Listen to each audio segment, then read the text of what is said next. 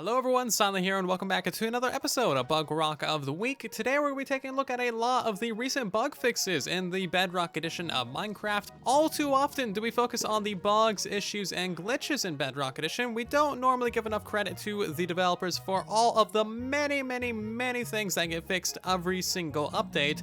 So that is going to be the focus of today's video. Oh, and by the way, a lot of these bugs I have actually covered in Bugrock before, so if you're a long-term fan of the series, you might recognize some of these, and even if you don't recognize some of these, you might learn something new, so stay tuned. First up, we got some redstone bug fixes. If you remember in previous updates, whenever a piston would break a shulker box or other items, oftentimes the shulker box would end up in the actual piston head, so the item would be like right there, and oftentimes this would result in shulker boxes being despawned in your shulker loaders and unloaders. This bug has been completely fixed. I have not been able to replicate it, and this is a very good one to be gone in the history books. So many issues were surrounding the shulker loaders, and nowadays I don't believe there's very many at all. It's quite good. Another storage related bug that has now been removed is hoppers would be able to magically pick up items when they should not be able to. So in this little kind of configuration, this hopper would be able to pick up a shulker box or something else like that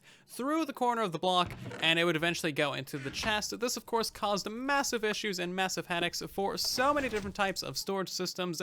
Villager crop farms that use the food sharing mechanic once again work on a Bedrock edition. These things have basically been broken since Village and Pillage update was introduced, and they're basically like the nicest form of crop farm. Basically, you have a farmer going around harvesting crops. Whenever this guy's inventory gets a little bit of food in it, he then tries to share some food with a hungry villager, and then we just kind of collect everything into a hopper. A super basic and super easy type of crop farm, and they've been broken for basically the longest time, but they once again work on Bedrock, and they are so nice to have. This next one is really easy to show. The pan cape did not render when you had an Elytra on in previous updates, so basically your Elytra was just straight up invisible, or the wrong texture, or stuff like that. It was really quite very annoying, but nowadays, as you can see, it does render on the Elytra just fine, and there's no issues at all. By the way, the pan cape is this cape right here, and you actually get this from joining in the betas. It was also extremely buggy in previous updates as well, because you were only supposed to have it while in the betas, but you could get it in the main game, like how we have it right now, and all of that issues have been fixed, so it's really nice. You can now enjoy your pan capes. Next up, we have another redstone related bug. This one luckily never made it into a full release, so it was beta only, and this shows the power of beta testing. So basically, observers were completely broken, and that anytime they would observe a block update, they would send a constant signal regardless of if they got another block update in front of them or whatnot. So basically, they would break literally every single contraption ever. It was terrible. It got fixed within the betas, therefore we never saw it in the main game. Switching gears back to villagers for a moment, they have finally fixed a bug where villagers would not link to workstations, beds, and things like that. So in previous updates, you might have a situation like this, where you have a random villager in your world, and it just absolutely refuses to connect to any workstations or any beds. This should no longer happen, and is overall a much smoother experience. This has been one of the biggest issues with villagers since they were updated in the Village and Pillage update, and it is such a nice thing to not have to worry about anymore. Thank you for getting this one fixed. Next up, we have a bug that was reported as fixed, however it is not actually fixed at all. So before you here, we can see the normal grass, the double tall grass, a single fern, and then a larger fern. So we're just gonna go ahead and pick block the grass, the double tall grass, the fern, and then the large fern. Now you'll notice that whenever we try to pick block the small fern, it takes us to the grass item on our hotbar, as you can see there. We can't actually pick block this and creative. Now, if we throw out the small grass and then pick block it, of course we can get the fern back into our inventory, but now we can no longer pick block the short grass. As you can see, I'm trying to pick block that one, and it does not allow me to get it, so I have to throw this one out of the inventory in order to pick block that one now, and it is just quite silly. You may have forgotten about this already, but slime chunks and swamps did not spawn any slimes for quite a while, and this is kind of a recurring bug that has happened several times in the history of Bedrock Edition.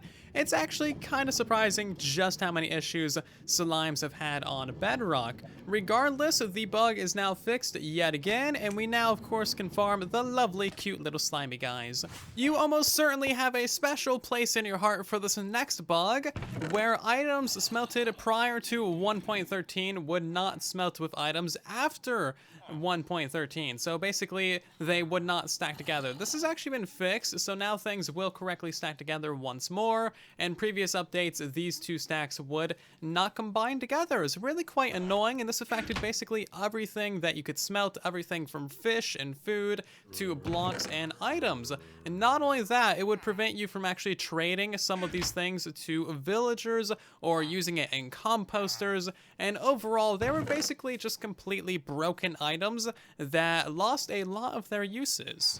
A very long time bug having to do with mob pathfinding has been partially fixed, so mobs in general just cannot pathfind over short blocks like the enchantment table or slabs or soul sand, but as you can see, they have fixed a few of the blocks, so zombies and of course other mobs can now perfectly fine walk over any of these items. In previous updates, they just would not do it at all. They wouldn't recognize that there was actually a block there to pathfind over. Now keep in mind that this bug is not fully fixed. There's an entire other bug report that I made that covers all of the other short blocks in the game that are still affected, and there are many blocks in the game that mobs just simply cannot pathfind over. So if you want to see this bug get fully fixed instead of partially fixed, make sure to upvote that bug report. I went ahead and retested all the blocks once again for the current 1.16.200.1 whatever update we're currently playing in. These are the blocks that cannot be pathfinded over at all. These are the ones that have some pretty major issues with pathfinding, including the chest and trap chest, and these are the ones that still work perfectly fine. So as for the major issues, this has to do with basically spinning, pathfinding off of them, jumping, and falling off of them. So as you can see, they don't really, work that well.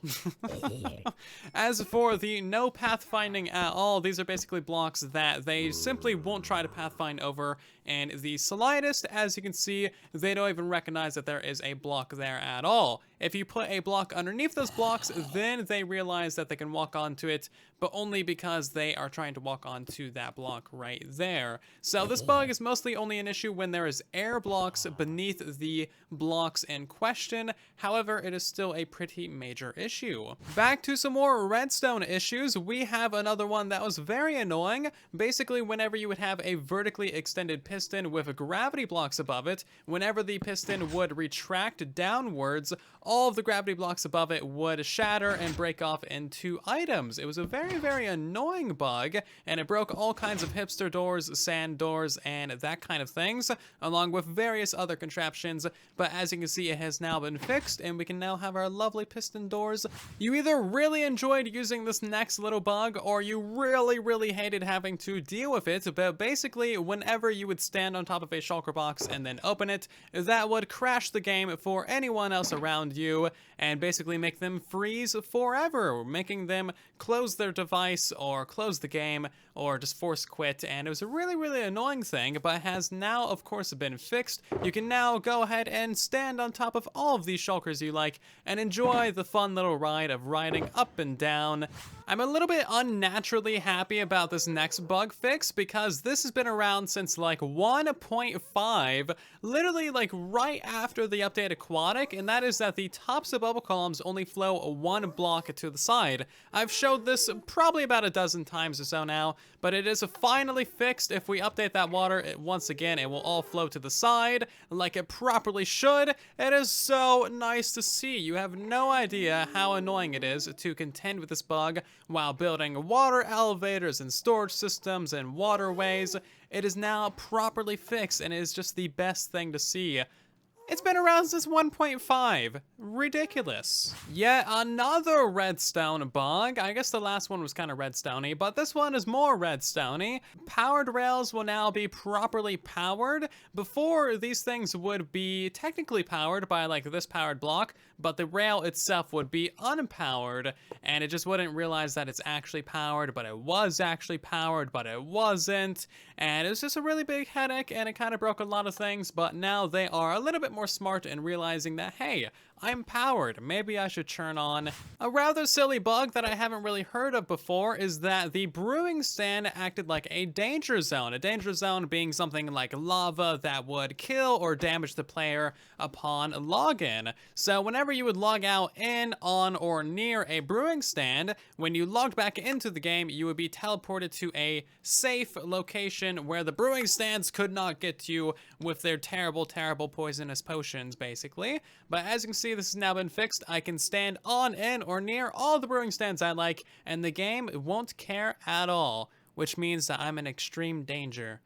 Don't trust the brewing stand. Next up, we have a skin related bug that you may not have noticed, but the left and right legs of most skins were just mirrored versions of one another. So basically it was the same exact texture on both sides, kind of like how this skin is by default. It's basically just the same texture on both sides. However, if we would switch over to like this skin right here that specifically has a different texture on each side, then the game would basically make it so that, you know, there was the same texture on both sides, and that was obviously a very annoying thing. You couldn't have two unique legs because they would just be exactly the same on both sides, but now that has been fully fixed. To be clear, I don't think that this bug affected every skin in the game. I think it only affected certain marketplace skins. However, a lot of people use marketplace skins as they are the most easily accessible, so of course this was still a pretty wide-ranging bug.